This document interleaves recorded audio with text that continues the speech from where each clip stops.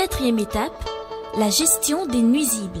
Les principaux organismes nuisibles du maïs sont les maladies, les insectes ravageurs, les rongeurs, les oiseaux et les mauvaises herbes. Les principaux insectes ravageurs du maïs sont Spodoptera frugiperda, encore appelée chenille légionnaire, Sesamia calamistis, Eldana saccharina, Boceola fusca, Chilopartellus, Helicoverpasea.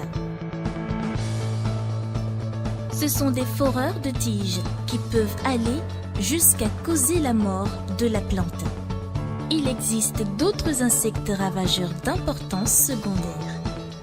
Il s'agit de Pyrale du maïs, la cicadelle du maïs, la chrysomelle des racines et l'altise du maïs.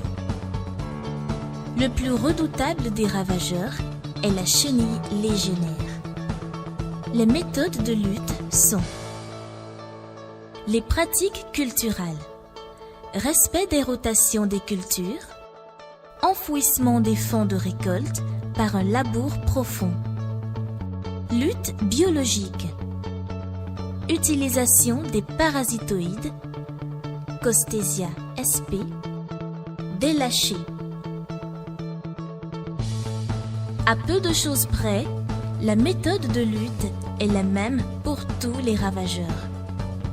Pour certains, il faut préserver les ennemis naturels déjà établis dans la région et pour d'autres, il faut carrément recourir à l'utilisation des produits appropriés homologués. En cas d'attaque de la chenille légionnaire, il faut saisir les agents d'encadrement en poste à la cellule communale de l'ATDA pour une prise en charge par la direction de la production végétale. Les principales maladies du maïs en végétation sont la fusariose, l'helmétosporiose du maïs, le charbon des inflorescences, le charbon commun, la rouille du maïs, la striure du maïs, le mildiou et le Penicillium link.